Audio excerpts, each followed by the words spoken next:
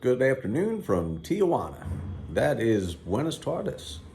Yeah, I picked up a little bit of Spanish. But I got asked the question again, why Tijuana? So I just thought I would answer the question.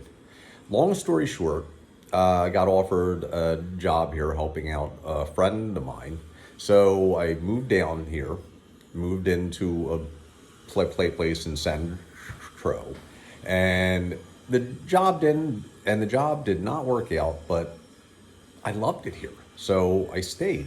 And I'm still trying to find a remote job and make things work here.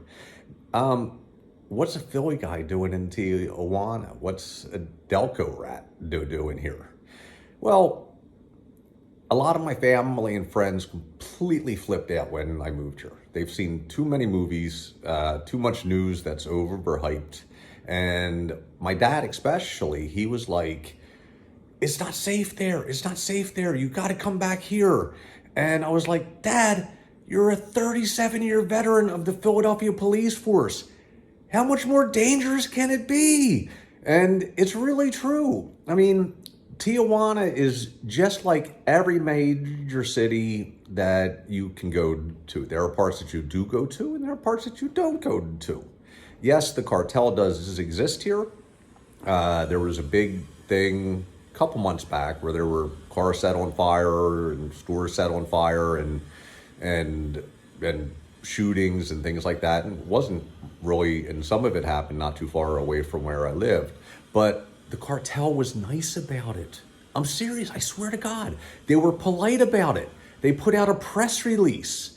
They were having an issue with the government, and they put out a press release that basically said, we don't want to hurt innocent people. Our issue is with the government forces. So stay inside from 10 p.m. on Friday until 3 a.m. on Sunday. So, and they stuck by their schedule. I mean, come on. I wish mass shooters in the United States were as nice. But it's nothing like what people see on the news or anything like that. One, it's a major city. I've lived in a bunch of them. I've been to a bunch of them. And like I said, there's places that you go and there's places that you don't go. The big thing is if you go out looking for drugs, just like in every major city, it's going to take you into parts that you don't want to be. I don't do drugs, so I'm okay. The neighborhood that I live in, it's like downtown. In Philadelphia, it would be living a few blocks off of South Street. Seriously. The apartment that I live in is gorgeous.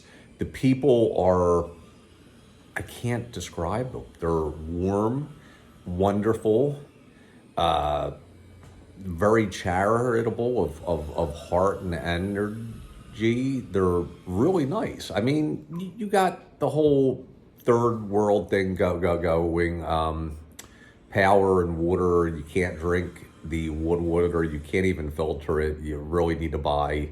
But then when I was living in Austin, I was buying bottled water. And there are certain parts of the United States. So, and the big thing is money. I mean, I can live here for much less. Like in Texas, where I was living before I moved here, I was making a decent buck.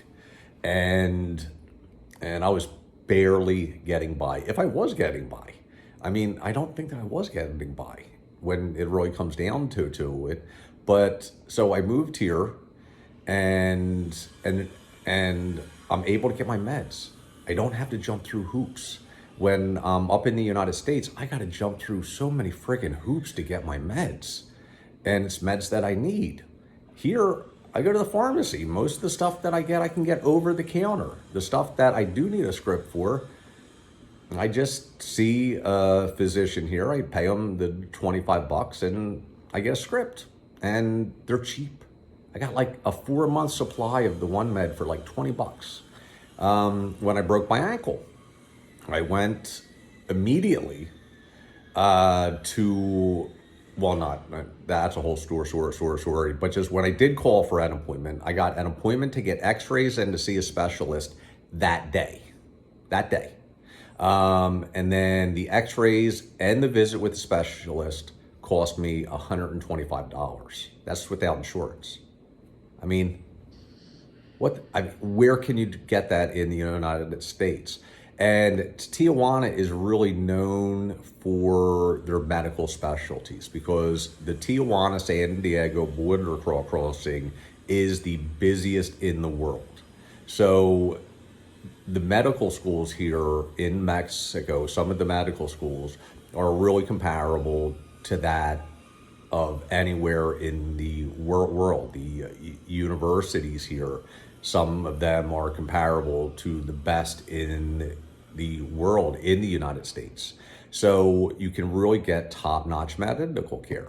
I did check with some specialist friends up there because they do things a little bit differently here. One, they don't prescribe painkillers. They like to do things other ways. But if you want painkillers, you can get them off the street. I went for a walk one time in this one area on a touristy strip, and I got offered per Percocet by like 5 different people in a matter of a couple steps.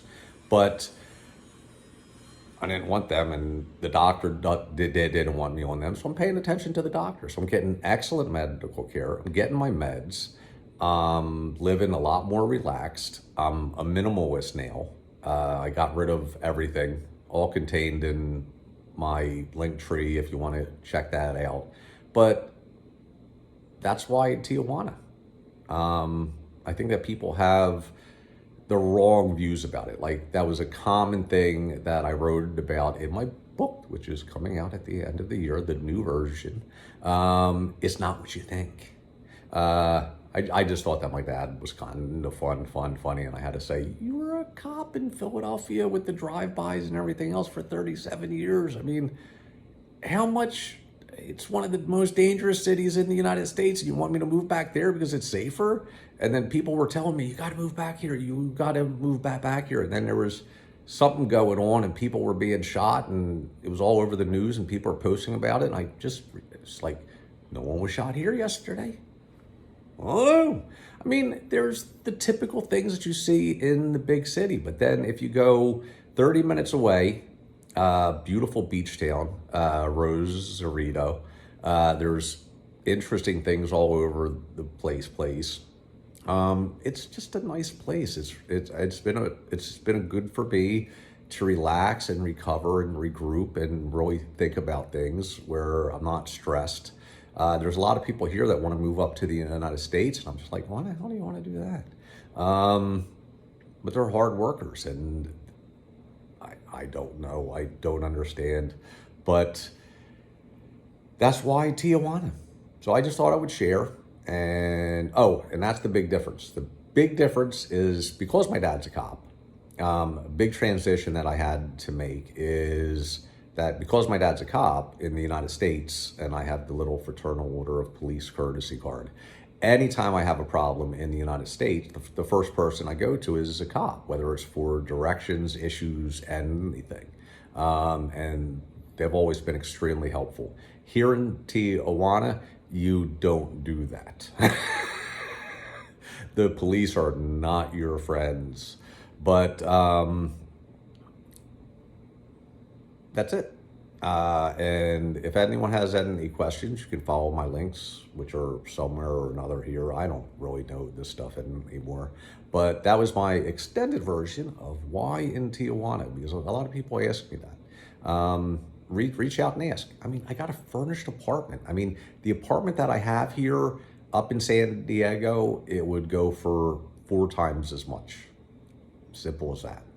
So me and Danny, the dog that I rescued that speaks Spanish, and I don't, so we have issues there, but we're doing good. Get my cast off in 5 more days, so the Soma Chronicles will be coming to an end soon. But buenas tardes from Tijuana.